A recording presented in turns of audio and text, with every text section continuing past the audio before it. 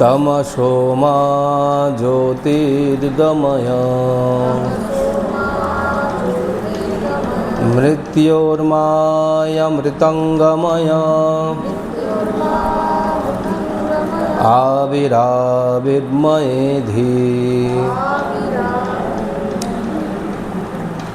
আমাদের দ্বিতীয় অধ্যায়ে প্রথমে আমাদের হয়েছিল বোধহয় 20-21 নম্বর 21 অবধি।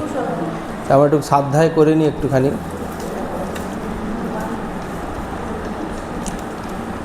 শ্রী বশিষ্ঠ উবাচ সংযমান মনসঃ শান্তি মেতি সংসার সংভ্রমঃ मंदरे स्पंदतां याते यथा क्षीरमहार्णवः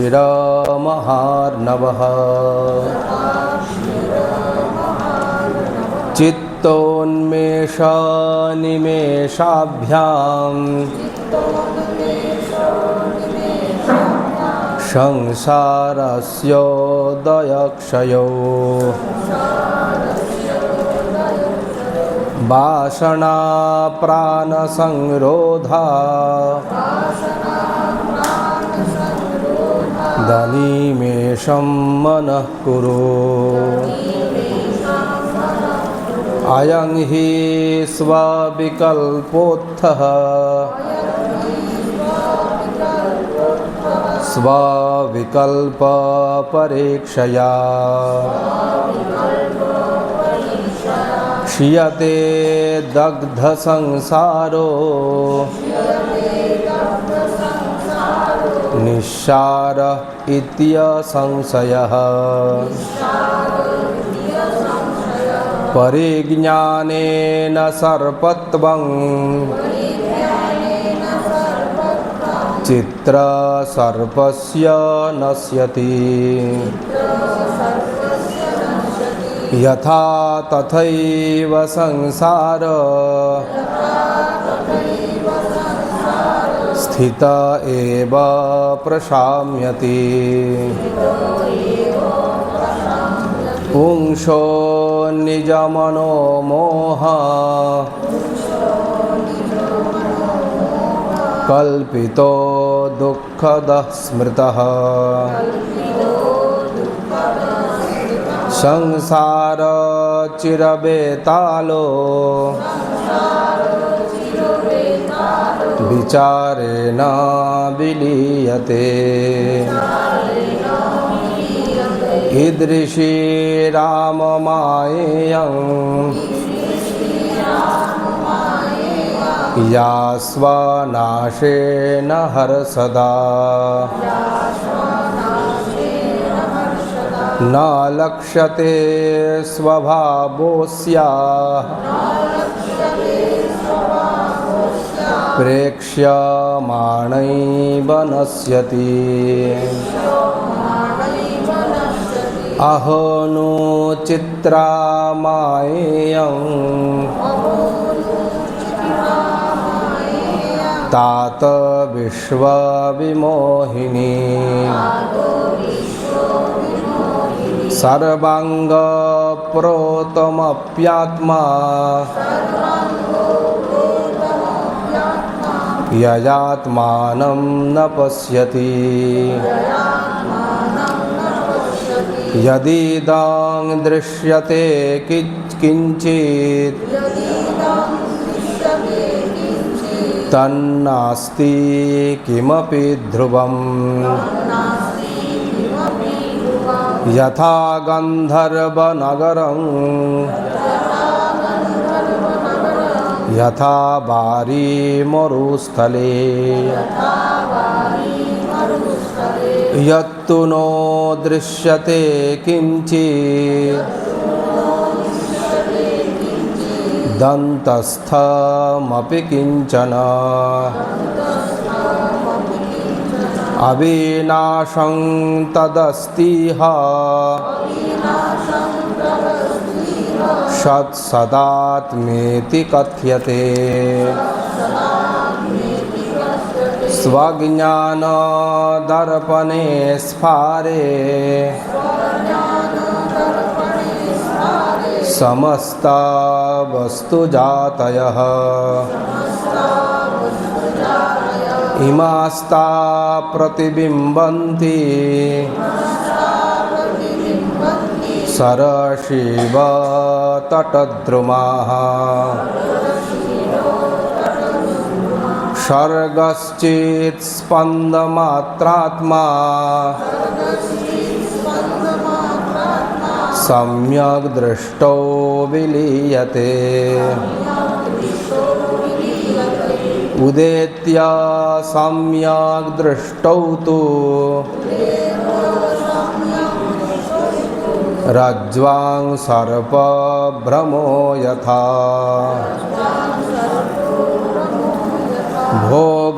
भोगभावनया याति बन्धो दार्ढ्यमवस्तुजः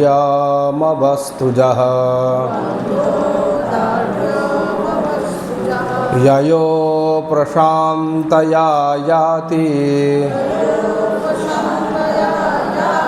बन्धो जगति तानवम् मनः सम्पद्यते तस्मान् महतः परमात्मनः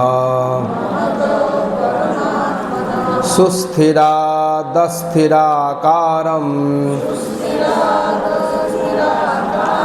तरंगा इव वारिधेः यत् स्वयं स्वैरमेवासु संकल्पयति नित्यशः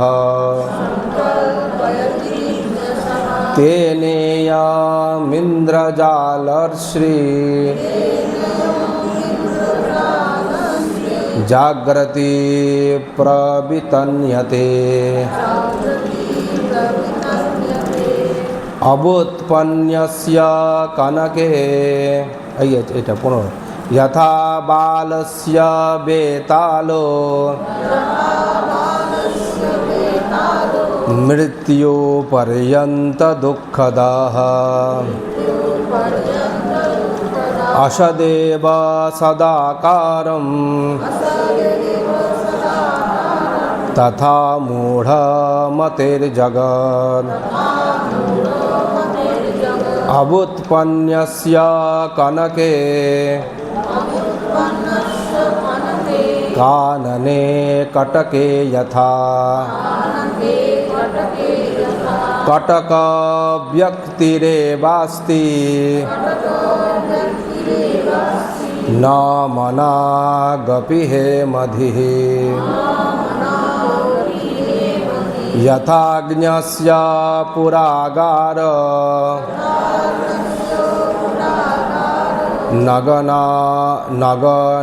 नगनागेन्द्रगोचरा इदं दृश्यं दृगे वास्ति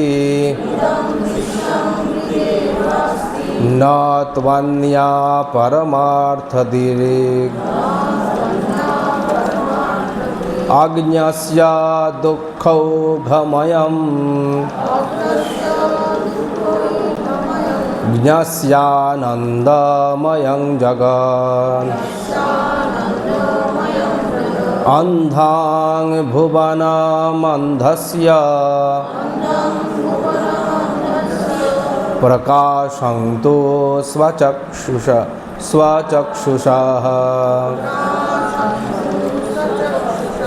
यथा विशुद्ध आकाशे सहसैवाभ्रमण्डलम्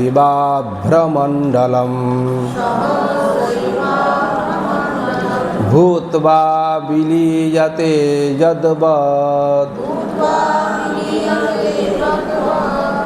এই ভূতবা বিলীয়তে তদ্বদা হবে। ভূতবা বিলীয়তে যদ্বদ আত্মনিহাখিলম জগৎ আদিত্য ব্যতিরেকেন রশ্মयो येन भाविताः आदित्य एव ते तस्य निर्विकल्पः स उच्यते।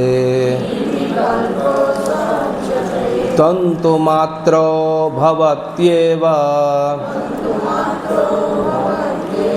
पटो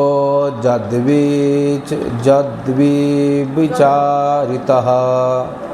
जद्वद् हाँ तन्तुमात्रो भवत्येव पटो जद्वद्विचारितः आत्मा तन्मात्रमे वेदं তদ্বদ্বিশ্বম বিচারিতম। এই অবধি আমাদের পড়া হয়েছিল আগের দিনে। বলা হচ্ছে কি না, বিচারিত হইলে পট যেমন তদ্মাত্রই থাকে। আগের দিনকে উদাহরণস্বরূপ বলা হয়েছিল যে বস্ত্রর মধ্যে আছেটা কি, বস্ত্রের আধার কি, তন্তু সুতো। সেরকম সুতোটাই ওই কাপড়ের সত্য। সুতোগুলো খুলে নিলে এত সুন্দর রং বেরঙি ডিজাইন করা কাপড়টা যদি সুতোগুলো খুলে নেওয়া হয় আর ডিজাইনও থাকবে না, সুন্দর দেখতেও থাকবে না। তার মানে ওই বিচারিত হলে পরে যত সুন্দর দেখতেই কাপড় হোক না কেন, তন্তুটাই যেমন সত্য, সেরকম বিচারিত হলে এই বিশ্বও তদ্বৎ ব্রহ্মরূপেই জ্ঞাতব্য। অর্থাৎ এই সমগ্র যে আমরা বিশ্বকে দেখতে পাচ্ছি, সমগ্র বিশ্ব ব্রহ্মাণ্ড, সেটা কেবলমাত্র ব্রহ্মরূপেই আছে। এটাই বিচার আসবে, ধীরে ধীরে তার বিচারের মধ্যে নিয়ে যাবে। তাই বলছেন বিবর্তাকারে ব্রহ্মই জগদাকার হইয়াছেন। অর্থাৎ ব্রহ্মই হচ্ছে জগৎ রূপে যেটা আমরা দেখতে পাচ্ছি, সেটা তার ব্রহ্মের বিবর্তন হয়েছে। এই বিবর্তনটা সেই যেরকম কাপড়ের উদাহরণ দিয়ে বোঝানো হলো যে আসলে সুতোগুলোই নানা রঙের নানা ডিজাইনের কাপড় হতে পারে, সেরকমভাবে এই ব্রহ্মই সর্বত্র অনুসৃত হয়ে রয়েছেন, কিন্তু আমরা জগৎ বলে তাকে দেখতে পাচ্ছি। প্রকৃতপক্ষে যেটা আছে তার সারবত্তা, সেটা হচ্ছে ব্রহ্ম, কিন্তু আমরা দেখি সেটা জগৎ বলে। যিনি প্রকাশিত হচ্ছেন তিনি জগৎ, কিন্তু জগতের মধ্যে যিনি রয়েছেন, যাকে বলে একদম সবার মধ্যেই যিনি অনুসৃত হয়ে রয়েছেন। যেমন উদাহরণ দেয়া হলো যে একটা আমরা দেখছি বরফ, আমরা দেখতে পাচ্ছি বরফ, কিন্তু সেই বরফের মধ্যে আছেটা কি, জল রয়েছে। তাহলে জলটা যেরকম বরফে বিবর্ত হয়ে গেল, কিন্তু বস্তুত জলই তার মধ্যে রয়েছে। জলটা কতটা আছে ওই বরফের ভেতরে? হ্যাঁ, পুরোটাই আছে, একদম সবটাই আছে, জলই আছে, কিন্তু বলছি বরফ। জলটাই তো রয়েছে। সত্য কোনটা, জলটা সত্য না বরফটা সত্য? জলটা সত্য। কেন, যেই টেম্পারেচার এদিক ওদিক হবে বরফ গলে জল হয়ে যাবে, তাই তো? তাহলে জলটা সত্য, কিন্তু সেই জলটা আমরা দেখছি বরফ হয়ে। তাহলে যেটা দেখছি জগৎ বলে, সেটা ঠিক এই জল আর বরফের মতনই অবস্থা। তার মধ্যে যেটা অনুসৃত হয়েছে সেই ব্রহ্ম তার পঞ্চভূত দ্বারা এই জগৎ নির্মাণ হয়েছে মায়ার দ্বারা, যেটা পরপর আরও সব বিভিন্ন প্রকরণের মধ্যে কিভাবে জগৎ উৎপত্তি হয়েছে, কিভাবে এই জগৎটা আমাদের কাছে এরকম ভ্রম হিসাবে এসে গেল, এগুলো নিয়ে আলোচনা চলবে। আমরা সেটা এবার পরের শ্লোকটা পড়ব। 22 নম্বর যে শ্লোক সেইটা আমরা আগে পড়ি। বিশ্ববীচি বিলাসোয়ং চিৎসুধাব্ধে রুদেতি চ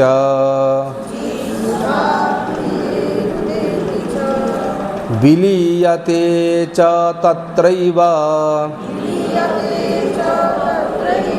মধ্যে কথমতন্ময়ঃ মধ্যে কথমতন্ময়ঃ। আচ্ছা, এইটা শ্লোকটা আবার পড়া দিই। বিশ্ববীচি বিলাসোয়ং চিৎসুধাব্ধে রুদেতি চ চিৎসুধাব্ধে রুদেতি চ। হ্যাঁ, হয়েছে? হ্যাঁ, চিৎসুধাব্ধে রুদেতি চ হয়েছে। বিলীয়তে চ তত্রৈব মধ্যে কথমতন্ময়ঃ। বলছেন অয়ং বিশ্ব বিচি বিলাসঃ চিৎসুধা অবধেঃ উদেতি তত্রৈব বিলীয়তে মধ্যে অতৎময়া কথং ভবেৎ। বলছেন কি না, ব্রহ্মরূপ অমৃত সাগর হইতেই এই প্রপঞ্চরূপ তরঙ্গ বিলাস উদিত হয়। একটা যেরকম সাগরের উদাহরণ দিয়ে বলা হচ্ছে, যেরকম সমুদ্রের মধ্যে কি হয়, তরঙ্গ আমরা দেখতে পাই। এই তরঙ্গটা কার? হ্যাঁ, তরঙ্গটা এলো কোত্থেকে? সমুদ্র যদি না থাকতো তাহলে তরঙ্গও থাকতো না। যেরকম তরঙ্গ, ফেন, বুদবুদ এই সমস্ত কিছু সমুদ্রেরই অঙ্গ, এগুলো বাদ দিয়ে সমুদ্র কিছু নয়। সেরকমভাবে বলছেন যে এই যে এই ব্রহ্মরূপ যে অমৃত সাগর হইতেই এই প্রপঞ্চ কেন বলা হয়? হ্যাঁ, পঞ্চ প্রকৃষ্ট রূপে বিস্তার হয়েছে বলে, যেমন ক্ষিতি, অপ, তেজ, মরুদ, বোম, এটাকে বলা হয় কি বলা হয়? পঞ্চভূত। এই প্রকৃষ্ট রূপে রয়েছে। প্রকৃষ্ট রূপে শব্দটা খুব সুন্দর, উপসর্গ দেওয়া হয়েছে। হচ্ছে উপসর্গ, পঞ্চের আগে রূপ উপসর্গ দেওয়া হয়েছে। শব্দের অর্থ এখানে কি বলা হবে? প্রকৃষ্ট। প্রকৃষ্ট মধ্যে মানে এই পঞ্চভূত তার এত উৎকৃষ্ট অবস্থানের মধ্যে রয়েছে, যার জন্য আমাদের এই জগৎটা এত সুন্দর দেখতে লাগছে। ক্ষিতি, অপ, তেজ, মরুদ, বোম তার যে সুন্দর বিন্যস্ত হয়েছে, যার জন্য জগৎটা এত সুন্দর দেখতে লাগছে। সেই জন্য বলছেন এই প্রকৃষ্ট রূপ তরঙ্গ বিলাস।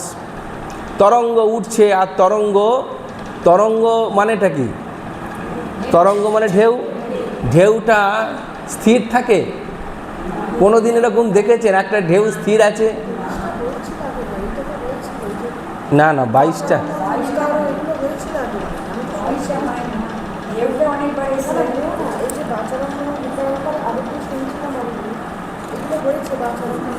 কোনটা? না না, 21 অবধি হয়েছিল। আগে বাচারম্ভনম বিকারম আগেও আছে শব্দটা। এই যে আমাদের যাকে বলছে যে তরঙ্গটা উঠছে, তরঙ্গ মানে ঢেউ। ঢেউটা কি স্থির থাকে? ঢেউটা কিরম হয়? ওঠে আবার নেমে যায়। জগৎটা হচ্ছে সেই তরঙ্গের মতো। আপনি চিন্তা করে দেখুন, আপনার মনের মধ্যে কোনো একটা কথা, সেটা কি হয়? প্রথমে উঠে শুধু নয়, উঠতেই থাকে, একটা পিকে গিয়ে পৌঁছয়, আবার সেটা নামতে থাকে। এর নাম তরঙ্গ। তরঙ্গ মানে এরকম বয়ে যাওয়া নয়। তরঙ্গ মানে সেটা উঠবে, উঠতে একটা পিকে যাবে, একটা সর্বোচ্চ উচ্চতায় যাবে, যখন চরম হয়ে যাবে তারপর দেখেন আস্তে আস্তে আবার। এই জগতে প্রত্যেকটা বস্তু যা আপনি দেখছেন সবই তরঙ্গমালার মতন। আমাদের জীবনটাই দেখুন, একটা সময় আমরা উঠেছি, বড় হচ্ছি, হঠাৎ করে একটা জায়গা থেকে আবার বুড়ো হচ্ছি। চলে গেলাম। হ্যাঁ, তাহলে জন্ম থেকেই চলে যাওয়ার মধ্যে একটা তরঙ্গ খালি খেলে চলে গেল, একটা ঢেউ যেন এলো আর চলে গেল। এই জন্য বলছেন যে তরঙ্গ বিলাস উদিত হয় এবং তাহাতেই বিলীন হয়ে যায়। আচ্ছা, এই তরঙ্গটা উঠলো কোথা থেকে? হ্যাঁ, আবার বিলীন হলো কোথায়? সমুদ্রেতেই গেল। তাহলে সেই রকমভাবে প্রত্যেকটা বস্তুই সেই ব্রহ্ম থেকে উৎপন্ন হচ্ছে, আবার সেটা ব্রহ্মেতেই বিলীন হয়ে যাচ্ছে। সেই জন্য এখানে বলছেন মধ্যে স্থিতি যেটুকুন অবস্থায় উহা অন্যরূপ কি প্রকারে হইবে, সেটা এখানে বলা হলো। যে মধ্যকালের যে স্থিতিটা, তরঙ্গ উঠলো আর তরঙ্গ মিলিয়ে গেল, এর মধ্যিখানের যে অবস্থা, তার স্থিতি কী রূপে হইবে। এখন প্রশ্ন, তার তো কোনো স্থিতিই নেই, কেন যে তরঙ্গটা উঠলো সেটার উদ্দেশ্য কি? তরঙ্গের উদ্দেশ্য কি? হ্যাঁ, বিলীন হয়ে যাওয়াটাই তো উদ্দেশ্য। সেই জন্য আমরা জন্মালাম কেন?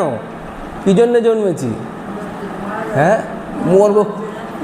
মরবো বলেই তো জন্মেছি, আর তো কোনো উদ্দেশ্য নেই। আপনি যা খুশি করে নিন, মৃত্যুর থেকে সত্য আপনার জীবন আর কিচ্ছু নেই, এটা হবেই হবে। আপনার বিয়ে হতেও পারে, নাও পারে, আপনার ছেলেপুলে হতেও পারে, নাও পারে, আপনার টাকা পয়সা হতেও পারে, নাও পারে, আপনার বাড়ি ঘরদর হতেও পারে, নাও পারে, কিন্তু মৃত্যু আপনার হতেও পারে, নাও পারে, এটা বলা যাবে না। মৃত্যুটা আমাদের জীবনের চরম সত্য, এটাই হচ্ছে আমাদের বাস্তব। সেই জন্য বলছেন তাহলে মধ্যিখানের এই যে স্থিতিটা, এরই কি মূল্য আছে? এর কোনো মূল্য নেই। এই বিষয়ে আরও চিন্তন করা হচ্ছে। বলছেন জগৎ উৎপত্তির পূর্বে এক ব্রহ্ম বিদ্যমান। তরঙ্গটা যখন উঠেছিল সমুদ্র থেকে, তখন কোনটা ছিল? সমুদ্রটা ছিল। তাই সমুদ্রটা যেরকম ছিল সেরকম এখানে বলছেন জগৎ যখন প্রথম উৎপত্তি হয়, জগতের উৎপত্তি যেখানে হয়, যখন উৎপত্তি হয়েছে, উৎপত্তিটা হলো কোত্থেকে? যদি জগতের একটা উৎপত্তির বিষয় আসে, মানে জন্মের বিষয় আসে, তাহলে জন্মটা হবার জন্য তো কোনো না কোনো একটা মাধ্যমের প্রয়োজন আছে, কোনো না কোনো একটা স্থিতির প্রয়োজন আছে। যেখানে গীতায় ভগবান বলছেন যে অহং বীজপ্রদ পিতা, বলছেন না, তস্মিন গর্ভং দধাম্যহম, আমি সেই গর্ভাধান আমার দ্বারাই সম্ভব হয়েছে, আমি সেই বীজ, আমি সেই বীজপ্রদ, আমি সেই বীজপ্রদ পিতা, আর আমি নিজেই আমার গর্ভে সেটাকে ধারণ করছি, আর আমার দ্বারাই এই জগতের জন্ম হচ্ছে। তার মানে একটা জন্ম যে বিষয়টা, তার জন্য যেরকম মাতা পিতা নিয়ে জন্ম হয়, এখানে ব্রহ্ম হচ্ছে সেই যেখান থেকে সব কিছুর জন্ম হচ্ছে। সেজন্য একটা শব্দ আছে ব্রহ্ময়োনি। ব্রহ্ময়োনি অর্থাৎ এই যে আমাদের কামাখ্যা মন্দিরে যাই না আমরা, মা কামাখ্যা, ওই জন্যে মা কামাখ্যার প্রণাম মন্ত্রে বলা হয়েছে যে ব্রহ্ময়োনি নমস্তুতে, যেখান থেকে সমস্ত জগতের উৎপত্তি হচ্ছে তাকে বলা হচ্ছে ব্রহ্ময়োনি। সেখানে না পুরুষ না স্ত্রী, কিন্তু তিনি হচ্ছেন সেই জগতের উৎপত্তির কারণ। সেই জন্য বলছেন সেই জগতের উৎপত্তি কোত্থেকে হলো, ওই জন্য বলছেন ব্রহ্ম থেকেই এই জগতের উৎপত্তি হলো। শুধু উৎপত্তি হলো না, এই ব্রহ্মটা রয়েছে কোথায়, এই জগৎটা রয়েছে কোথায়, তার নিবাস কোথায়? ব্রহ্মেতেই সে অবস্থান করছে। আচ্ছা, যখন জগৎটা মহাপ্রলয়ের সময় বিলীন হয়ে যাবে, তখন সেটা যাবে কোথায়? সেটা ব্রহ্মেতেই বিলীন হয়ে যাবে। উদাহরণটা ওই জন্য দেওয়া হয়েছে, সমুদ্রের যে তরঙ্গটা ছিল না, তরঙ্গ উৎপন্ন হলো, সেটা আস্তে আস্তে বড় হলো, হয়ে গিয়ে আছাড় খেয়ে পড়লো, পড়ে সেই জলটা আবার সেই সমুদ্রের মধ্যেই বিলীন হয়ে গেল। এখানে বলছেন যে সেই রকমভাবেই যে জগৎ দৃষ্টিগোচর হইলেও ইহা বস্তুত নাই। তাহলে তরঙ্গের কি অস্তিত্ব আছে? তরঙ্গের তো কোনো অস্তিত্ব নেই। সমুদ্রের এই তরঙ্গ বা ঢেউটার কোনো তো অস্তিত্ব নেই। কিন্তু আমি ঢেউ একটা দেখেছি, কিন্তু এর অস্তিত্ব বলা যাবে না, এটা আছে এটা বলা যাবে না, কারণ যখনই বলবো আছে তখনই তো বিলীন হয়ে যাবে, তাই কি না? এই জগতের কোনো একটা বস্তুকে যদি আমরা বলি আছে, কতকাল থাকবে? একদিন না একদিন বিলীন হয়ে যাবে। সবটাই বিলীন হয়ে যাবে। ধরুন এখানে একটা সময় একটা ফাঁকা মাঠ ছিল, তারপরে এখানে প্ল্যান হলো একটা বড় বাড়ি তৈরি করা হবে, তো বড় বাড়ি হয়ে গেল, কতকাল থাকবে এই বাড়িটা? 200 বছর, 300 বছর, 500 বছর বড় জোর, তারপরে আবার কালের নিয়মে আবার বিলীন হয়ে যাবে। তাই জন্যে কিন্তু বিলীন হয়ে যাবেটা কোথায় বাড়িটা? হ্যাঁ, এই মাটিতেই মিশে যাবে। সেই রকমভাবে বলা হচ্ছে যে এক ব্রহ্মই রহিয়াছেন, আদাবন্তে চ নাস্তি বর্তমানেপি তথা। এটা খুব মহারাজ এই শ্লোকটা খুব বলতেন যে বিতথৈর সদৃশা সন্ত বিতথা ইবলক্ষিতাহ। এই শ্লোকটা মান্ডুক্য কারিকা থেকে নেওয়া হয়েছে, তাই তো? মান্ডুক্য কারিকা থেকে শ্লোকটা নেওয়া হয়েছে। শ্লোকটা খুব সুন্দর শ্লোক। কি বলছেন না, এই যে কল্পিত তৃষ্ণিকাদি যথা যাহা উৎপত্তিরও পূর্বে এবং যথার্থ জ্ঞানের পরেও নাই, তাহা বর্তমানেও কল্পিত অবস্থাতেও অর্থাৎ স্থিতিকালেও নাই। উৎপত্তির আগে যেটা ছিল না, বিনাশের পরে যেটা থাকবে না, তাকে আমি সত্য কি করে বলতে পারি? আমার জন্মের আগে আমি ছিলাম না, আমার মৃত্যুর পরে আমি থাকবো না, কিন্তু এই মধ্যিখানে যে আমি আছি এটা কি করে বলতে পারি? এটাই হচ্ছে আমাদের এই জগৎ সম্পর্কে রহস্য। সেই জন্যই শ্লোকটাতে বলছেন যে আদাবন্তে অর্থাৎ আদিতে এবং অন্তে জন্নাস্তি অর্থাৎ যে ছিল না, জন্নাস্তি যা ছিল না, বর্তমানে তথা, তাহলে সেটাকে বর্তমানেও মেনে নিতে হবে যে এটা বর্তমানেতেও নেই। যার আদিতে নেই, অন্তে নেই, সেটা বর্তমানে কী করে থাকতে পারে? যেমন একটা আগেও এটা নিয়ে আলোচনা করেছি, আমরা কালকে 3 ভাগে ভাগ করি। কাল মানে সময়, কালকে 3 ভাগে ভাগ করি না? কি কি ভাগে ভাগ করি? অতীত, বর্তমান, ভবিষ্যৎ। হ্যাঁ, অতীত, বর্তমান, ভবিষ্যৎ। অতীত কোনটা? যেটা চলে গেছে। ভবিষ্যৎ কোনটা? যেটা আসবে। জানেন সেটা কি আসবে না আসবে? জানেন না? আচ্ছা, তাহলে বর্তমান কোনটা? হ্যাঁ, এখন মানে কোনটা? হ্যাঁ, বর্তমান কোনটা? কোথায় চলছে? কোথায় চলছে? কোথায়? এই তো বলা মানে অতীত হয়ে গেল। হ্যাঁ,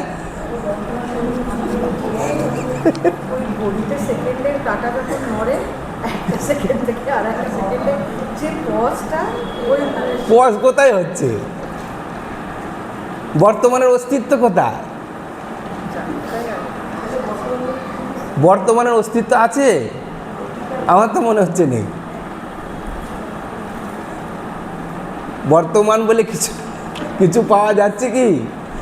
কেন যেটা এলো, ধরুন আপনি আশ্রমে আসার জন্য তোড়জোড় করছেন, যে ক্লাস আছে, তো যতক্ষণ ক্লাসে আসবেন ততক্ষণ ভবিষ্যৎ ছিল, যেই এলেন অতীত হয়ে গেল। তাহলে বর্তমান কোনটা? কোথায়? মাঝখান রয়েছে কোথায়? বলা মাত্রই তো অতীত হয়ে গেল, তাহলে বর্তমানকে ধরা যাচ্ছে না। আর অতীতের খালি স্মৃতিটা রয়ে যাচ্ছে, ভবিষ্যৎ জানি না। কি অদ্ভুত বিষয় দেখুন তো। হ্যাঁ, অদ্ভুত না? সেই জন্যে ওই বর্তমানেরটাকে মানে যেটা আমরা রয়েছি, এটা স্মৃতিটা বা অতীতটাকে নিয়েই আমরা মন্থন করি, এটাই আমাদের চলছে। সেই জন্য বলছেন যার অতীত নিশ্চিত নয়, যার ভবিষ্যৎ নিশ্চিত নয়, তার বর্তমান কী করে হতে পারে?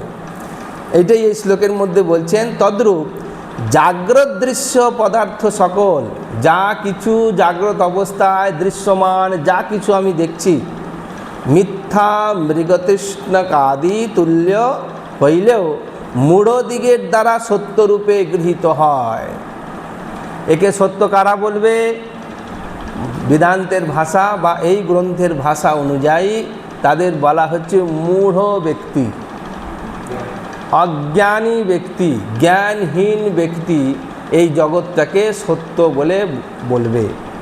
অর্থাৎ মিথ্যা মৃগ তৃষ্ণাদি।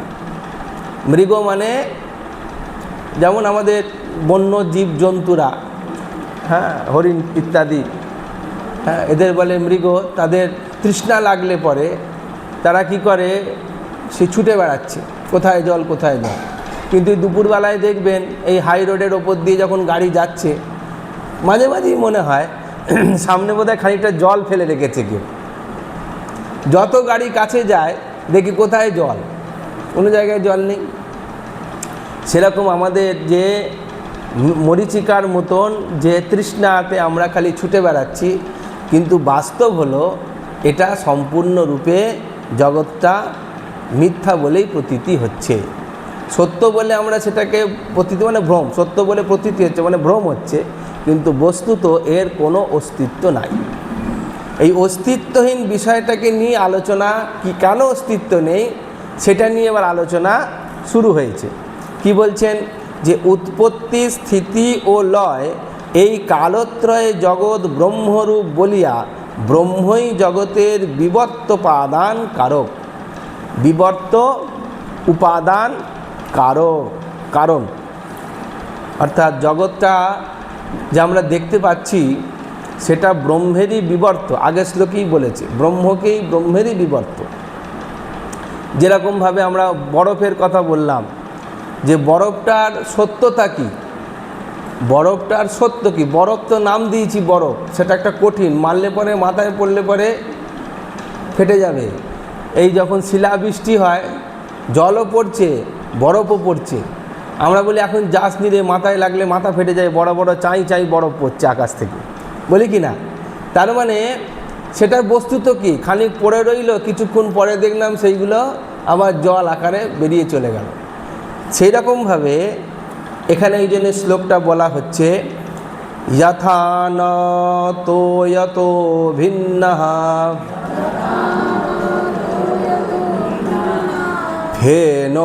ফেনোর্মিহিম বুদ্বুদাঃ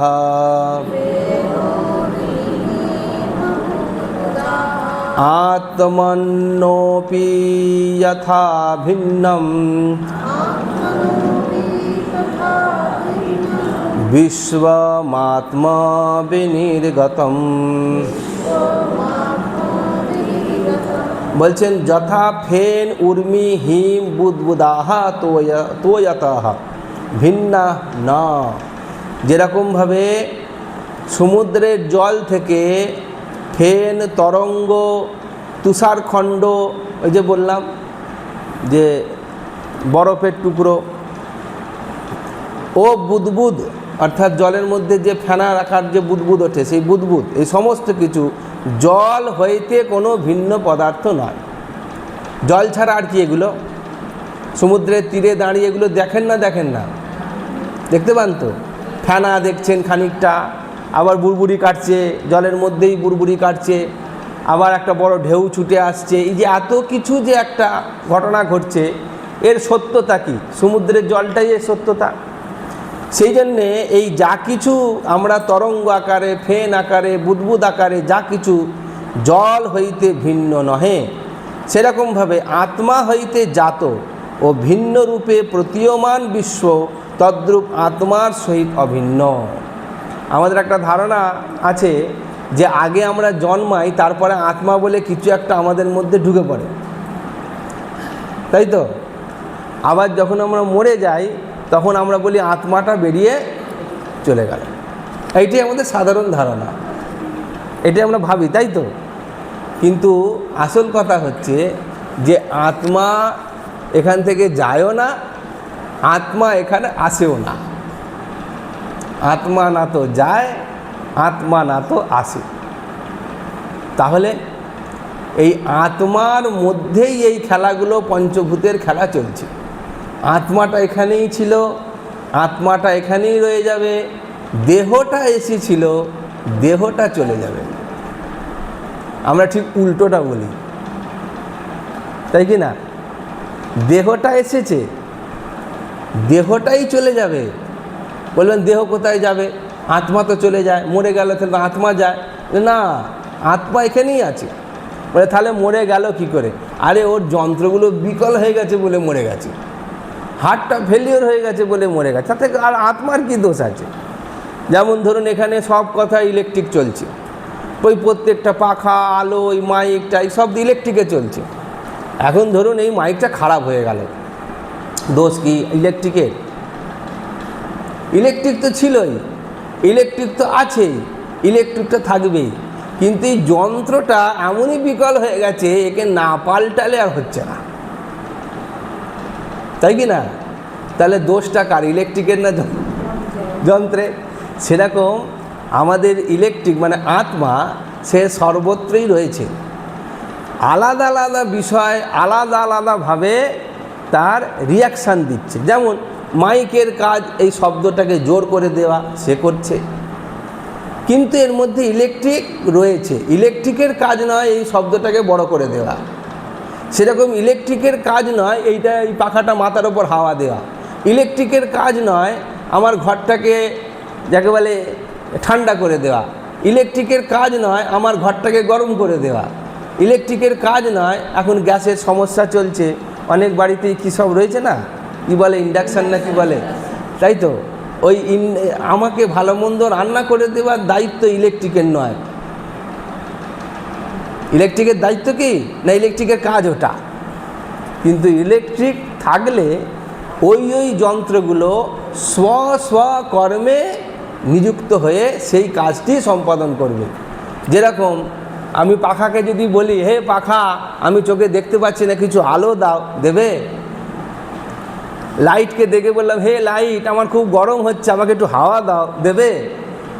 দেবে না, কারণ ওই যন্ত্রের যে কাজ সে সেটা করবে, এই যন্ত্রের যে কাজ সে সেটা করবে। সেরকম আমাদের দেহের মধ্যে হার্টের কাজ হার্ট করে, লাংসের কাজ লাংস করে, কিডনির কাজ কিডনি করে, চোখের কাজ চোখ করে।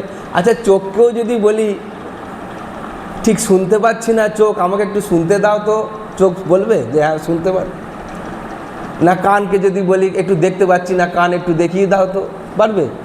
দেখুন আমার দেহের ভেতরে এত ফটফট করছি আমরা, কিন্তু আমাদের দেহের যে অঙ্গগুলো রয়েছে তাকে যদি তাকে একটা এক্সট্রা কাজ করতে বলা হয়, আমাদের বাড়িতে অনেক সময় বলা হয় কাজের লোককে এক্সট্রা কাজ করলে এক্সট্রা পয়সা লাগবে, বলে না? কাজের লোককে যদি একটু লোক বেড়ে যায়, বলে এক্সট্রা কাজ করলে এক্সট্রা পয়সা লাগবে। ফ্যাক্টরিতেও হয় যে এক্সট্রা কাজ করলে কি চাই, ওভার টাইম চাই, তাই কি না? কিন্তু হাজার বললেও কানকে তো দেখতেও পাবে না। স্বে স্বে কর্মণি, নিজ নিজ কাজে সে ব্যপ্ত আছে। কিন্তু এটা কাজ কতক্ষণ করবে? যতক্ষণ সে বেঁচে আছে। এর সমস্ত কিছু বেঁচে থাকার ভেতরে একটা চালিকা শক্তি আছে, তার নাম কি হৃৎপিণ্ড। সেইটা যদি কোনো কারণে স্তব্ধ হয়ে যায় তাহলে পরে এই দেহটার আর চোখের কাজ সে করতে পারবে না। কিন্তু দেখুন বিজ্ঞান এটাকে কীরকম, যদি একটা মৃত ব্যক্তি 4 ঘন্টার মধ্যে এই চোখটাকে তুলে নেওয়া যায় আর একজনের চোখের মধ্যে ঢুকিয়ে দেওয়া যায়, তাহলে সে কিন্তু দেখতে পায়। কি অদ্ভুত বলুন তো। আবার দেখে কিন্তু তার মতনই দেখে, আমি যেরকম দেখছিলাম সেরকম দেখবে না, তাই কি না? এমনকি আমাদের দেহের এই হাড়গোড়গুলো পর্যন্ত অনেকের এরকম আছে যাদের একটা হাড় হয়তো পচে গেছে, আমার হাড়ের সঙ্গে তার হাড়টা ফিট করছে, হাড়টা লাগিয়ে দেয়। লিভার ট্রান্সপ্ল্যান্ট হচ্ছে, কিডনি ট্রান্সপ্ল্যান্ট হয়ে যাচ্ছে, হ্যাঁ হার্ট ট্রান্সপ্ল্যান্ট হয়ে যাচ্ছে, অনেকের ব্রেন ডেথ হয়ে যায়, তাদের এখন হার্ট এক দেহ থেকে আরেক দেহে বসিয়ে দেওয়া যাচ্ছে। কিন্তু কারুর দেহের মধ্যে যদি হার্টটাই নষ্ট হয়ে যায় তাহলে পরে আর অন্য অর্গানগুলো কাজ করতে পারবে না, সেই দেহটা একেবারে অচল হয়ে যাবে। কিন্তু আত্মা সে না তো যায় না তো আসে, যার জন্য গীতায় ভগবান বলছেন না জায়তে ম্রিয়তে বা কদাচিৎ নায়ং ভূত্বা ভবিতা বান ভূয়ঃ আজো নিত্যম শাশ্বতোয়ং পুরাণ না হান্যতে হান্যমানে শরীর। সেই জন্য বলছেন যে জল হইতে উদ্ভূত ফেন, লহরী, তুষার ও বুদ্বুদ যেরূপ জল হইতে ভিন্ন নহে, তদ্রূপ ব্রহ্ম হইতে বিনির্গত বিশ্ব ব্রহ্ম হইতে ভিন্ন নহে। কখনোই আলাদা করা যাবে না। কোনোভাবেই আপনি বলতে পারবেন না যে সমুদ্রে ঢেউ উঠেছে, চল জাল ধরে একটা জাল ফেলি, ঢেউটাকে ধরে নিয়ে চলে আসি, বলতে পারবেন না? আপনি বলবেন যে হ্যাঁ এই সমুদ্রে আছে, কিছুটা ফেনা তুলে নিয়ে চলে আসি, বলতে পারবেন? সমুদ্রের মধ্যেই সেটা তরঙ্গিত হচ্ছে, সমুদ্রেই সেটা বিলীন হয়ে যাচ্ছে। সেই রকমভাবে তদ্রূপ ব্রহ্ম হইতে বিনির্গত বিশ্ব ব্রহ্ম হইতে ভিন্ন নহে, কার্য ও কারণ অভেদ। এখানে কি কার্য এবং কারণ? আচ্ছা, কার্য কোনটা? সমুদ্রের যে ঢেউটা উঠল, ঢেউটা কার্য। ঢেউয়ের কারণ কোনটা? কারণ কোনটা? সমুদ্র। সমুদ্রই তো কারণ, সমুদ্র ছিল বলেই তো ঢেউটা উঠল, তাই কি না? সেই জন্যে এখানে কি হচ্ছে যে কার্য কারণ অভেদ। সমুদ্রেরই ঢেউ, সমুদ্রেরই ঢেউ। সেই জন্যে এখানে কার্য এবং কারণ অভেদ, অর্থাৎ কার্য কারণেরই বিবর্ত। যে কার্যটা আমরা দেখছি সেটা কারণের অর্থাৎ সমুদ্রেরই বিবর্ত হিসাবে দেখছি। যেমন যেটাকে বরফ বলে আমি দেখছি সেটা জলেরই বিবর্ত, জল ছাড়া তার কোনো অস্তিত্ব নাই, জলই তার একমাত্র অস্তিত্ব। কিন্তু যখন বরফ হয়ে যাচ্ছে মাথা ফাটিয়ে দিচ্ছে, কিন্তু জল কি মাথা ফাটাতে পারে? পারবে না। সেরকম এই জন্যে বলছেন সূত্রকার বলিয়াছেন। সূত্রকার মানে কে? কাকে বলে? কাকে সূত্রকার বলে? হ্যাঁ না, সূত্রকার বলছেন, সূত্রকার বলা হয় ব্রহ্মসূত্রের, যিনি ব্রহ্মসূত্র রচনা করেছিলেন তাকে বলা হয় সূত্রকার। ব্রহ্মসূত্রকে রচনা করেছিলেন ব্যাসদেব। হ্যাঁ, সেই জন্যে ব্যাসদেবকে অপরভাবে বলা হয় সূত্রকার। সেই জন্য বলছেন যে সূত্রকার বলিয়াছেন তদন্যত্ম মারম্ভণ শব্দাদিভ্য, অর্থাৎ কারণভূত ব্রহ্ম হইতে কার্য জগতের পৃথক সত্তা নাই। কারণ ব্রহ্ম থেকে কার্য ব্রহ্মের কোনো আলাদা সত্তা নাই, আলাদাভাবে তাকে চিহ্নিত করা যাচ্ছে না। আলাদা করে আমরা দেখতে পাচ্ছি, ব্যবহারও অন্য। সমুদ্রে সাঁতার কাটা আর ঢেউ গেলে পরে আপনি ঢেউয়ের ওপর উঠে যাবেন, বা ওই জল আর বরফের যে কথা বললাম, দুটোই বরফ দিয়ে আপনি একজনের মাথাও ফাটিয়ে দিতে পারছেন, বা কেটে গেলে জল ঢাললে যেটা আপনার হবে, ধরুন খুব কেটে গেছে, সেই কাটা রক্ত বন্ধ হচ্ছে না, আপনি জল ঢাললে রক্ত বন্ধ হবে না, কিন্তু যখন বরফ চেপে ধরবেন তখন রক্তটা বন্ধ হয়ে যাবে। কার্য তার আলাদা হতে পারে, কিন্তু কার্য কারণ এই যে জলেরই যে বিবর্ত হচ্ছে, সেই জন্য এখানে বলছেন যে কার্য কারণভূত ব্রহ্ম হইতে কার্য জগতের কোনো পৃথক সত্তা নাই। অর্থাৎ এই বরফটা জল ছাড়া তার কার্যটা আলাদা আলাদা দেখাচ্ছে, কিন্তু তার কারণ কার্য দুটো তার পৃথক বলে যাবে না। এখন যদি আমি বলি জলটা জমে বরফ হয়ে তবে এই কাজটা হচ্ছে, তাহলে তার অস্তিত্ব কোনটা? জলটাই তার অস্তিত্ব। সেই কারণে বলছেন এদের পৃথক সত্তা নাই। কারণ বাচারম্ভনং বিকার নামধেহং মৃত্তিকেত্যেব সত্যম, যেটা কার্যবস্তু শব্দমাত্র অবলম্বন করিয়া অবস্থিত কেবল মৃত্তিকাই সত্য। ব্রহ্ম এব ইদং সর্বম, এই সমস্ত নিশ্চয়ই ব্রহ্ম ইত্যাদি শ্রুতিবাক্য সমূহ এই বিষয়ের প্রমাণ। অর্থাৎ যেরকম বাচারম্ভনম, আগের দিনে এই বিষয়ে বলা হচ্ছিল যে বড় গুরু মহারাজ বালানন্দ মহারাজ বলে একটা উদাহরণ দিয়েছিলেন যে মাটির ঘট, সেই ঘরটাকে যদি আপনি ভাঙেন কি হবে? প্রথমে হবে খোপড়া, হ্যাঁ কানা হবে, ওপরের ভাগটাকে বলে কানা, আর তলার ছড়ার মতন জায়গায় বলে খোপড়া। এবারে সেটাকেও যদি ভাঙেন কি হবে? খোলামকুচি হবে। আবার খোলামকুচিটাকেও যদি ভাঙেন তাহলে সুর কি হবে? তাহলে এর মধ্যে আসল তত্ত্বটা কি? আসল বস্তুটা কি? মাটি। তাহলে মাটিটাই বিভিন্ন নাম আর রূপের পৃথক হলো, কিন্তু এর মধ্যে সত্যতা হচ্ছে সেই মাটি। সেরকম একতাল সোনা, তা দিয়ে আপনি যা কিছু তৈরি করছেন আলাদা নাম হচ্ছে। মাথায় যেটা পড়ে তার নাম পায়েল, নুপুর, নাকি কি বলে? হ্যাঁ বলে কি জানে না রে বাবা। হ্যাঁ কি অবস্থা দেখুন। সেই একই সোনা আপনি যদি মাথায় পরেন নাম হলো মুকুট, একই সোনা তাকে পায়ে পরেন বলবে পায়েল বা নুপুর। আবার যদি হাতে পরেন কি বলবে? বালা। আবার যদি গলায় পরেন, যদি কানে পরেন, আর যদি নাকে পরেন, কত নাম রে বাবা।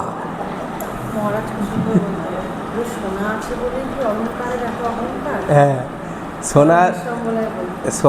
সোনাটাই তাহলে, কিন্তু বস্তু তো স্যাগরার কাছে গেলে আপনি যেই বলবেন আপনার কত স্বাদের দুল, কত স্বাদের হার, কিরম নৃশংস হচ্ছে আমাদের এই স্যাগরা, যেই তার কাছে নিয়ে যাবেন, গিয়ে বলবেন যে এগুলো নিয়ে আমাকে একটা হার বানিয়ে দাও, সে তো রেখে দিতে পারে?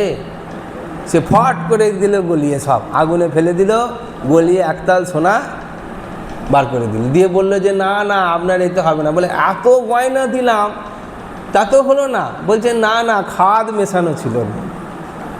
তার মানে আসল যে তত্ত্ব সেটা সোনা, সেটাই নাম আর রূপেতে আমাদের অভিবঞ্জিত হয়েছে। বস্তুত সেটা সোনা ছাড়া স্বর্ণকারের কাছে আর কিছুই নয়। সেরকম বলছেন বাচারম্ভনম, কেবলমাত্র আমাদের বাক্যের বিড়ম্বনা, আরম্ভ যা কিছু আমরা এর দ্বারা করছি। বিকার নাম ধেয়ম মৃত্তিকা ত্যেব সত্যম, এর মধ্যে সত্য বস্তু হচ্ছে কেবলমাত্র মৃত্তিকা। সেরকম ব্রহ্ম এব ইদম সর্বম, এই সমস্ত নিশ্চয়ই ব্রহ্ম ইত্যাদি শ্রুতি বাক্য সমূহ এ বিষয়ে প্রমাণ। পরের শ্লোকটা আমরা পড়ি। আত্মনোপি যথা বিশ্ব মাত্মন্যেব লয়ং ব্রজের মৃদি কুম্ভ জলে বীচি কনকে কুণ্ডলম যথা। বলছেন যথা কুম্ভ মৃদি, অর্থাৎ কুম্ভ মানে ঘট, যেরকম ঘটের সত্য হচ্ছে মাটি, সেরকম বলছেন কি না তরঙ্গে যেরকম জল, বিচিহি জলে, বীজ শব্দের অর্থ হচ্ছে তরঙ্গ, সেই তরঙ্গর সত্য কি জল, সেরকম কুণ্ডলম কনকে। হ্যাঁ কুণ্ডল মানে কানে যেটা দুল পড়ে না, কুণ্ডল বলে। কুণ্ডলের সত্য কি? সোনার দুলের সত্য কোনটা? সোনা। সেরকম তথা আত্মনাহ, অর্থাৎ উৎপন্নম অপি বিশ্বম আত্মনি এব লয়ং ব্রজেত, অর্থাৎ এই বিশ্ব ব্রহ্মাণ্ড আত্মাই তার মধ্যে সত্য, আর সেটা যদি ভেঙে মুজড়ে দুমড়ে দেওয়া যায় সেই আত্মাতেই সে তার অস্তিত্বে থাকবে, আত্মাতেই বিলীন হবে। সেই রকমভাবে এখানে বলছেন এই শ্লোকটাতে এইভাবে বলা হলো। পরের শ্লোকটাতে আমরা পড়ি 25 নম্বর। আত্মা জ্ঞানা জগৎ ভাতি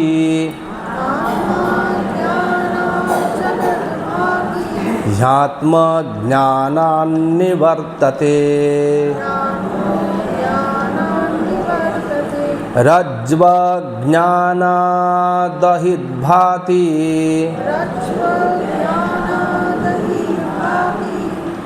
तज्ज्ञानाच्च निवर्तते। आत्मा ज्ञानाच्च जगत भाति ह्यात्म ज्ञानान निवर्तते रज्ज्व ज्ञानादहित भाति तज ज्ञानाच्च निवर्तते। अर्थात बोलছেন জগৎ, আত্মা অজ্ঞানাৎ ভাতি আত্মজ্ঞানাৎ হি নিবর্ততে অহিরজ্জু অজ্ঞানাৎ ভাতি তজ্ঞানাৎ না নিবর্ততে। এগুলো আমাদের অনেকবার শোনাও আছে যে যেরকমভাবে অজ্ঞান আছে বলেই জগতের অস্তিত্ব আছে। যতক্ষণ অজ্ঞান ততক্ষণ হাজার কথা বললেও আমরা জগৎকে ব্রহ্ম বলে স্বীকার করতে পারবো না, অসম্ভব। এই তার মানে উল্টো দিক দিয়ে যদি বলা যায়, এই জগৎকে আমার সত্য বলে মনে হচ্ছে কেন? জগৎকে সত্য বলে মনে হচ্ছে কেন? জ্ঞান নেই, মানে আমি অজ্ঞানী। সেরকমভাবে আমার যেহেতু ভেতরে অজ্ঞান রয়েছে, যতক্ষণ অজ্ঞান ততক্ষণ জগৎ। কিন্তু অজ্ঞানটা তো আমি দেখতে পাচ্ছি না, বা আমি যে অজ্ঞানী সেটাকে আমি স্বীকার করব না। কিন্তু যতক্ষণ পর্যন্ত কাঁদবো, যতক্ষণ পর্যন্ত হাসবো, যতক্ষণ পর্যন্ত আবার ছুটে যাব, যতক্ষণ পর্যন্ত আবার কোনো বিষয়ের মধ্যে আমার মন দ্রবীভূত হবে, ততক্ষণ তার মানে আমার জগতের অস্তিত্ব আমার ভেতরে রয়েছে। এগুলোতেই প্রমাণ হয় যে আমি জগৎ থেকে দূরে যেতে পারিনি। তার মানে প্রমাণ হয় আমার মধ্যে জ্ঞানের উৎপত্তি হয়নি।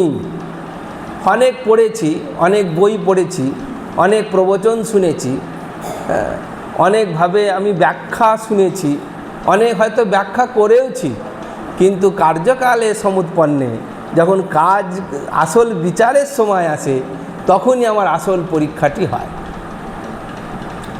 এই যে বলে না একটা সুন্দর জিনিস, যে কাম, ক্রোধ আর লোভ, ভগবান এটা তিনটেকে খুব ভালোভাবে ধরেছে।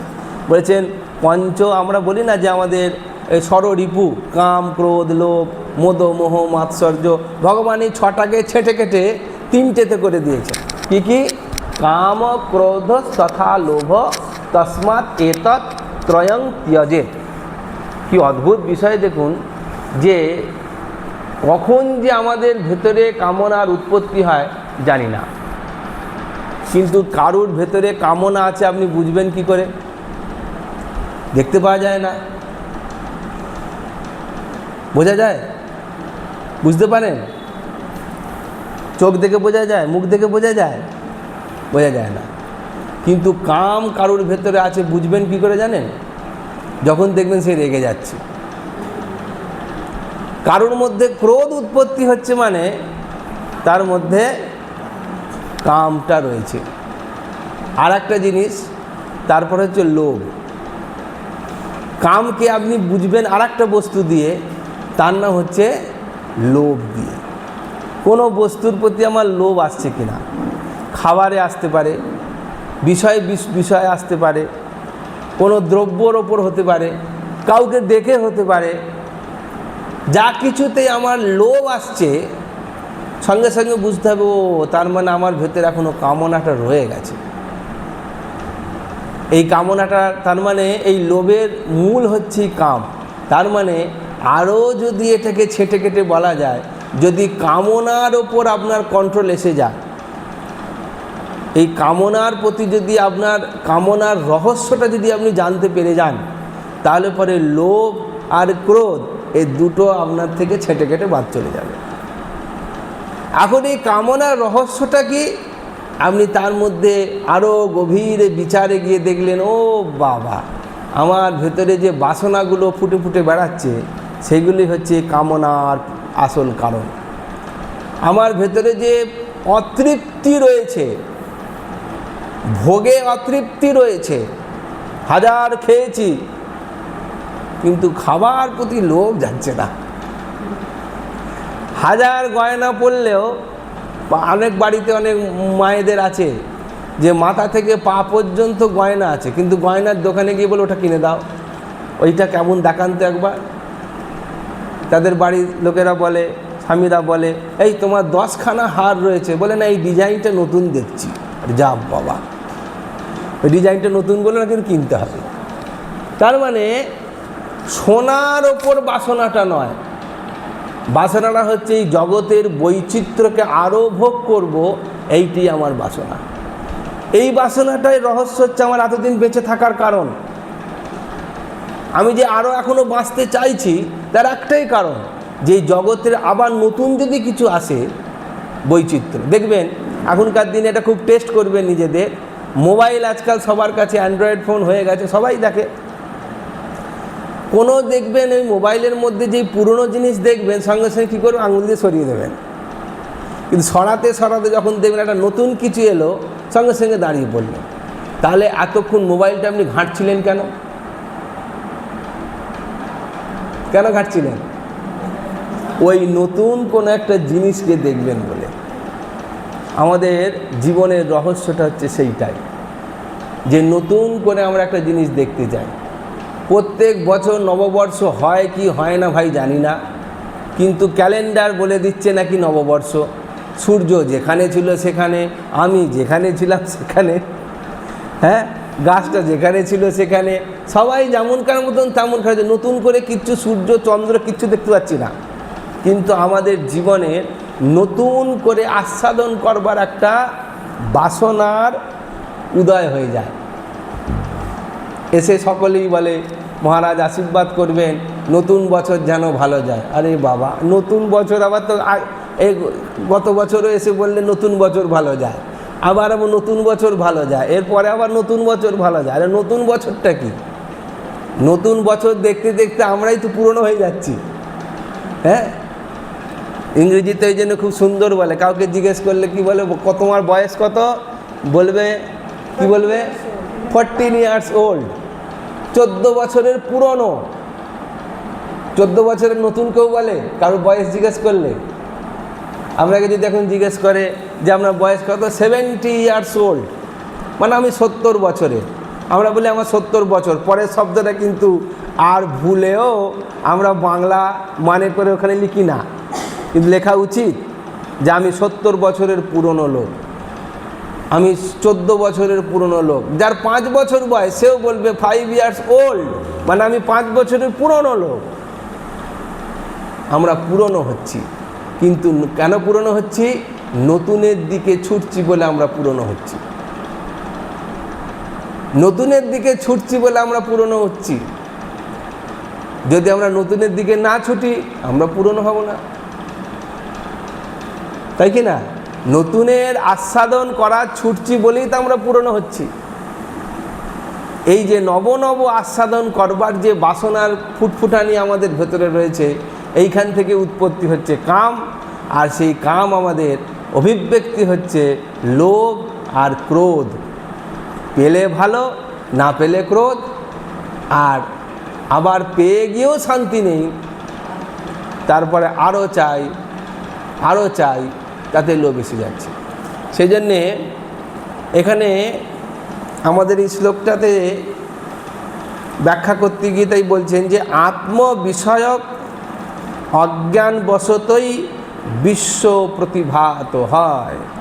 তার মানে বোঝা যাচ্ছে যে অজ্ঞানের সীমা কত দূর, অজ্ঞানটা কত দূর যেতে পারে। আমাদের যদি এই পরিস্থিতি হয়, তাহলে আমরা অজ্ঞানী, তাহলে আমাদের অজ্ঞানের সীমারেখা কত দূর, কত দূর পর্যন্ত আমরা যেতে পারি? হ্যাঁ, ওটা জ্ঞানের কথা বাদ দিন, এমনি আপনার একটা হিসেব থাকবে তো না, 100 বছর, 200 বছর, কি একটা জন্ম, কি 2টো জন্ম, এরকম হতে পারে তো, একটা হিসেব হতে পারে তো না, এরপরে এটা মিটে যাবে, এরকম বলা যাবে? এরকম বলা যায়? এই জন্যই তো অজ্ঞান, এই জন্যেই শব্দটা ব্যবহার হচ্ছে অজ্ঞান। অর্থাৎ অজ্ঞান কত দিনে কত জন্মে মিটবে তার কোনো সীমা নেই, কিন্তু একটা বিষয় নিশ্চিত আছে, জ্ঞান যদি প্রাপ্ত হয়ে যায় তাহলে অজ্ঞানটা চলে যেতে পারে। সেটা ইহ জন্মনি জন্মান্তরে বা বলে ছেড়ে দিয়েছে। এ জন্ম হতে পারে, জন্মান্তরে লিমিটেশন কিছুই দেয়নি যে হ্যাঁ 5টা জন্ম বা 10টা জন্ম, তবে একটু শান্তি হয় মনে, ঠিক আছে ভাই 5টা জন্ম কাটিয়ে দিতে পারবো। কিন্তু জ্ঞান কি করে তাহলে প্রাপ্তি হতে পারে? তো জ্ঞান পাবার একমাত্রই রাস্তা হচ্ছে বিচারাৎ জায়তে জ্ঞানম। রোজ নিজেকে তিলে তিলে বিচার করতে হবে, প্রত্যেকটা জিনিস নিয়ে নিজেকে বিচার করতে হবে। ব্রহ্মচিন্তা নয়, ব্রহ্ম চিন্তা করলে ব্রহ্ম কোশ্মিন কালও আপনার কাছে আসবে না। তাহলে বিচারটা কাকে করতে হয়? জগতের অস্তিত্ব নিয়ে আপনাকে বিচার করতে হবে। আচ্ছা, জগৎ অনেক বড় বিষয় হয়ে গেল, এই গাছপালা, নদী, সাগর, সমুদ্র, সূর্য, চন্দ্র, গ্রহ, তারকা, এত বিশাল বিষয় না আমার তোরই মাথায় ঢুকবে। তাহলে আমার চিন্তা কি না? আমার চিন্তা আমায় তাহলে চিন্তা করি, আমার অস্তিত্বের চিন্তা, আমাকে নিয়ে নিজেকে নিয়ে নিজে চিন্তা করতে হবে যে আমার ভেতরে কামটা আসছে কেন, আমার ভেতরে ক্রোধটা আসছে কেন, আমার ভেতরে লোভটা আসছে কেন। যখন একটা একটা বিষয়কে নিয়ে আমার বিচার তরঙ্গ আস্তে আস্তে বিচারিত হবে, দেখবেন কোনো একটা জায়গায় যখন আপনি জানতে পেরে যান, আপনি দেখবেন বাচ্চাদের যদি আপনি বারণ করেন সে আরও করে, কিন্তু সেই বাচ্চাকে যদি আপনি বলে দেন যেটা কেন করতে নেই, তাহলে কিন্তু সে করবে না। যদি এটা দুটো রাস্তা, বাচ্চাদের বোঝাবার দুটো রাস্তা। কি কি রাস্তা? এক হচ্ছে ভয়াত, আর এক হচ্ছে ভক্তি। এই জগৎ সংসারে মানুষ দুটো শব্দ দ্বারা বোঝে জগৎকে, একটা হচ্ছে ভয়ের দ্বারা, একটা হচ্ছে ভক্তির দ্বারা। সেই বাচ্চাকে যদি আপনি ভয় দেখিয়ে বোঝান এটা করলে পরে ওই গাছ থেকে একটা ভূত নামবে, নেবে তোমার ঘাটটা পট করে মোটকে দেবে, বাচ্চাটা ভয় পেয়ে গেল, পরের দিন থেকে কাজদার করছে না। সেই ভয়টা সারা জীবন বয়ে নিয়ে বেড়াবে ও। আগে আমরা সেই শ্লোকের মধ্যে পড়েছি যে ভূতের ভয় আমাদের মৃত্যুকাল পর্যন্ত থাকে। ছোট বয়সে দেখিয়ে দিয়েছে যে ভূতের ভয়, ওই ছায়াটা মানে ভূত। আপনি বুড়ো 70 বছর 80 বছর বয়সে যদি ঘরে একা থাকেন, ছায়া দেখেন, আপনি জানেন ওটা কোনো কী কারণে ছায়া, কিন্তু প্রাথমিকভাবে বুকটা ছ্যাঁচ করে উঠতে পারে, তার কারণ ওই যে ছোট বয়সে দেখিয়ে দেওয়া ভয়। আগেই আমরা এই শ্লোকের মধ্যে পড়েছি। তার মানে ভয়ের দ্বারা একটা রাস্তা, আর এক ভক্তি। ভক্তি মানে তাকে যদি আপনি সঠিক কথাটা বলেন, যেটা এটা করলে ওই লোকটার ক্ষতি হবে। একটা বাচ্চা ছেলে, সে জানে না শোনে না কিছু নয়, সে 3 তলার ছাদ থেকে ইট ছোড়ে, যা পায় বাড়ি থেকে নিয়ে যায়, তার স্বভাব হচ্ছে ইট ছুটছে। রাস্তা দিয়ে লোক যাচ্ছে, কার গায়ে পড়ছে, সেটা সে আনন্দ পাচ্ছে। এইবারে তার মা কী করলো, বোঝাচ্ছে, সে শুনছে না, আরও আনন্দ পাচ্ছে ফেলছে। তখন তার মা কী করলো, সে বাচ্চাটা যখন বাড়ির তলায় আছে, তখন ওপর থেকে একটা থান ইট নিয়ে তাকে ডেকে বলছে এবার তোকে ছুঁড়ে মারি। সে তখন তলায় জানে, বলছে না মেরো না, আমার মাথাটা ফেটে যাবে।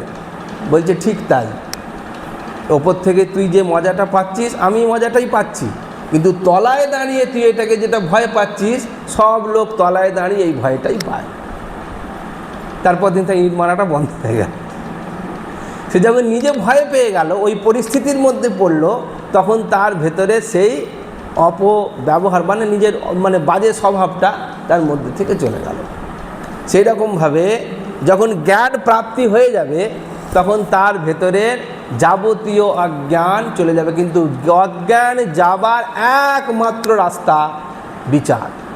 বিচার ছাড়া আর কোনো, আর বিচারটা আমরা মানে যে যত গ্রন্থই হোক, যত গুরুদেবের কথাই হোক, গুরুদেবের পায়ের মানে যা চুল ছিঁড়ে নিয়ে চলে যান, ধুলো নিয়ে চলে যান, রোজ গিয়ে চাটুন, তাতেও কিচ্ছুই লাভ হবে না।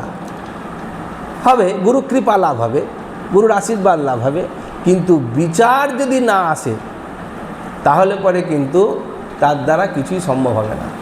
সেই জন্য বলছেন যে এই জ্ঞান পুনঃ আত্মজ্ঞান হইলে উহা নিবৃত্ত হয়, রজ্জু বিষয়ক অজ্ঞান বশতই সর্প প্রতীত হয়।